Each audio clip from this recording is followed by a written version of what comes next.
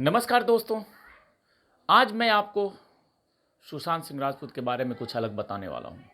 रोज़ाना कुछ न कुछ ज़रूर अपडेट देता हूँ, सुशांत सिंह राजपूत के जीवन से संबंधित हो या उनके मामले से संबंधित हो या उनके जांच से संबंधित हो या उनके इर्द-गिर्द जो भी उनके दोस्त मित्र थे उनसे संबंधित हो। परंतु आज भी कुछ अपडेट है, लेकिन वो थोड़ा अलग है। सुशांत सिंह राजपूत ने एक बार बीबीसी से इंटरव्यू में कहा था और ये इंटरव्यू उनके आत्मविश्वास को झलकाता है। उन्होंने कहा था कि मुझे फ़िल्में नहीं मिलेंगी तो मैं टीवी करना शुरू कर दूँगा। अगर टीवी नहीं मिलेगा तो मैं थिएटर की तरफ वापस लौट जाऊँगा। थिएटर में मैं 250 रुपए में शो करता था। मैं तब भी खुश था क्योंकि मुझे अभिनय करना पसंद है। ऐसे में असफल होने का डर नहीं है। ये बातें मैं इसलिए कह रहा हूँ कि ये दिखाता है कि सुशांत सिंह राजपूत कितने आत्मविश्वास से भरे हुए थे। उन्होंने हमेशा पॉजिटिव बातों को लिया है कि अगर फ़िल्मों में काम नहीं मिलेगा, टीवी की तरफ लौट जाऊँगा, टीवी में काम नहीं मिलेगा तो मैं थिएटर की तरफ लौट जाऊँगा। यानी कि कभी भी मन में बातें नेगेटिव नहीं आई।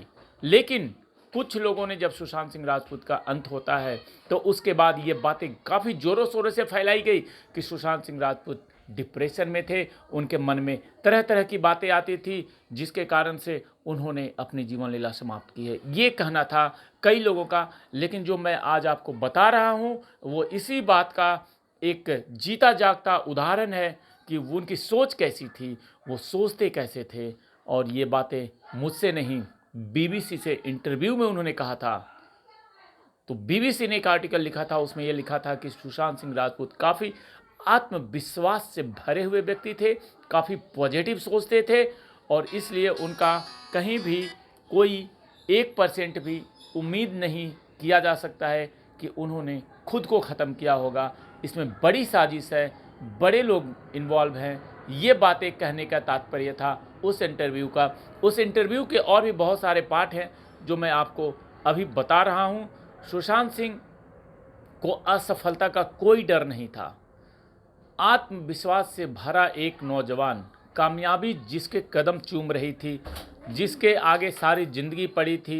ऐसा क्या हुआ कि अचानक ही ऐसी खबर आ गई, ऐसी बातें हो गई और मामला ख़त्म हो गया। लेकिन जांच अभी जारी है और सुशांत सिंह राजपूत का पहला सीरियल था किस देश में है मेरा दिल, जिसमें शुरुआत में उन्हें मार दिया जाता है, लेकिन छोटे से रोल में ही वो इतने लोकप्रिय हो गए थे कि सीरियल में आखिर में उन्हें एक प्रेत आत्मा बना करके वापस लाया गया था। खैर ये तो सारी चीज़ें हैं कि जो सुशांत सिंह राजपूत के सीरियल और पॉलिटिकल चीज़ों से है। लेकिन मैं आपको बता दूं कि सुशांत सिंह राजपूत एक्टिंग से अलग भी उनके बहुत शौक निराले थे। सुशांत को एस्ट्रोनॉमी का बहुत शौक था और लॉकडाउन के दौरान वो इंस्टाग्राम पे पोस्ट डालते रहते थे, तो कभी जुपिटर तो कभी मार्स के बारे में। आपको पता ही है कि उन्होंने चांद पे भी ज़मीन खरीदा था। फैंस उन्हें एक थिंकिंग एक्टर के तौर पर याद करते हैं क्योंकि उनकी जो सोच थी वो बॉलीवुड के जितने स्टार हैं, जितने एक्टर हैं, उनसे बिल्कुल ही अलग थी।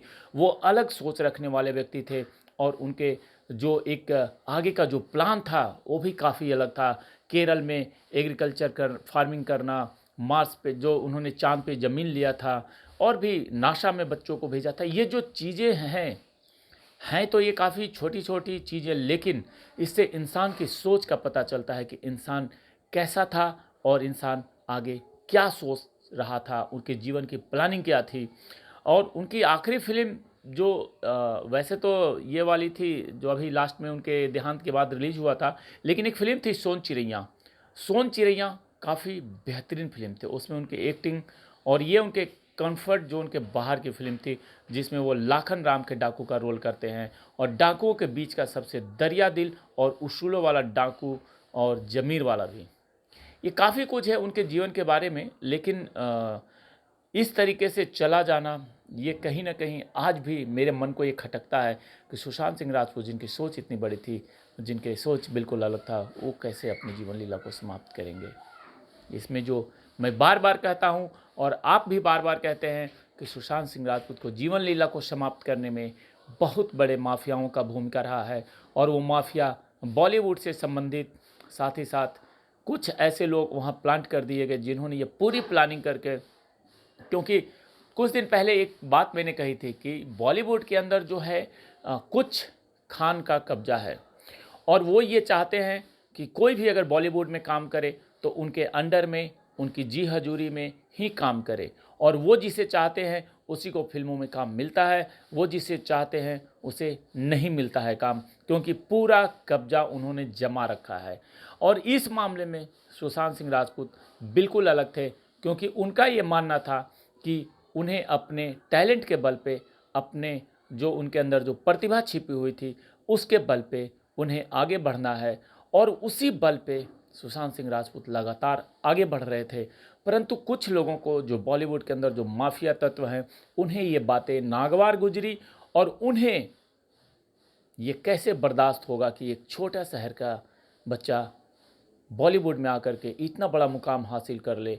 और कई ऐसी लगातार उन्होंने सुपरहिट फिल्में दी, जिससे कि खान बंधुओं को ये लगने लगा कि उनकी जो बादशाहत है, उनकी जो माफियागिरी है, वो कहीं ना कहीं डगमगा रही है और उस पर कुछ मुश्किलें आने वाली है।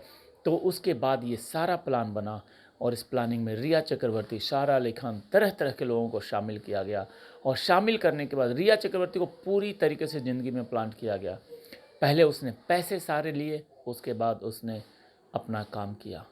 और ये चीज़ें ऐसी है बॉलीवुड के अंदर, अगर हम लोग तो बाहर में हैं, बाहर से, लेकिन अंदर के लोगों का ये कहना है कि वहाँ पे बहुत ही अलग तरीके की दुनिया है, और वहाँ अगर जो एक बार उस दलदल में फंस गया वो जल्दी बाहर नहीं निकल सकता है।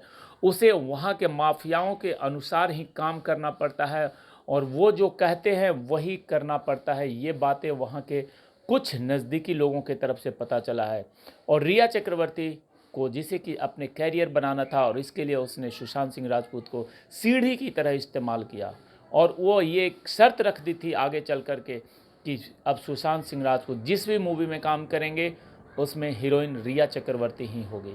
ये ऐसे कुछ शर्तें थे, और कुछ ऐसा एक जाल बुन दिया गया था कि सुशांत सिंह राजपूत के सारे पैसे को निकाल लिया जाए, और इसमें रिया का भाई सौभिक चक्रवर्ती और पूरी फैमिली की इन्वॉल्वमेंट थी। और इन सब ने मिलकर के जो प्लानिंग तय करी, और उस प्लानिंग में उन्हें धीरे धीरे सफलता मिलती गई।